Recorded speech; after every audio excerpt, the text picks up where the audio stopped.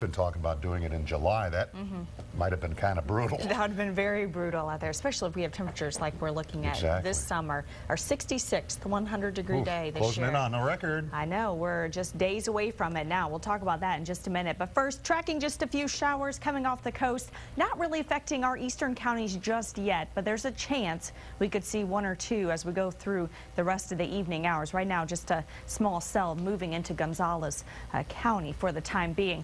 We're not going, most of us, however, are going to remain very dry for the rest of the evening. A live look at our Llano cam this evening. Look at our temperature, 103 degrees still. By 8 p.m., only dipping into the upper 90s, and 10 p.m. tonight, we will only drop into the low 90s with mostly clear skies almost all evening long. Current temperatures across the area: 102 in Llano, 100 in Lakeway, 102 in Georgetown, 101 in Bastrop too. Now these temperatures again going to stay very hot through the rest of your evening. Partly clear skies, 103 at Camp Mabry, 101 out at the airport, and our winds, well, a bit of a breeze out at the airport. Out of the southeast, the rest of us though, our winds are right around 10 miles an hour. Temperatures across the state. We have been seeing this for days, weeks, if not months now this summer. Just look at our temperatures all along the I-35 corridor. 105 in Dallas, 106 in Waco, down to 100 degrees this evening in San Antonio. So it's just going to remain hot as we go through the next couple of days.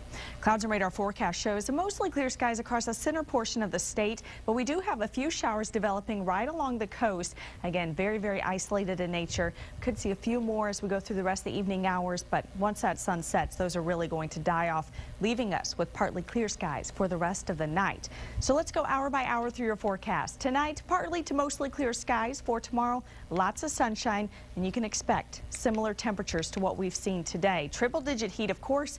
Add in just that tiny bit of moisture we have, and we could see our heat index values around 107 degrees. Take care if you plan to spend any time outdoors tomorrow.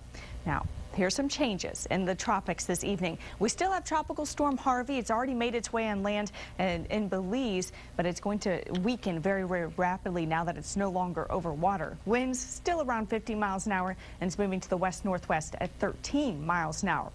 Now, just within the last half hour or so, we now have our second tropical storm out in the Caribbean right now. This actually could move into the Gulf by next week. The forecast models are already pointing to it in the eastern Gulf, though not so close to the Texas coast, closer to Florida, however.